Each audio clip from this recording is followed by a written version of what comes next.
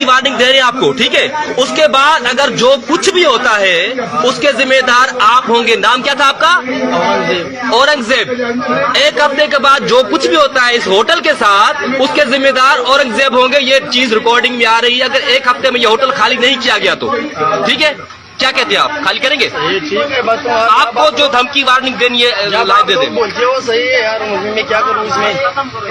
खत्म करनी है, सही है, शराफत से खत्म करनी है। देखो भाई, हम चाहते हैं कि यहाँ से निकल जाओ शराफत से। हमें आपकी चाय नहीं चाहिए, हमें आपकी शिकल भी नहीं चाहिए यहाँ पे, ठीक है।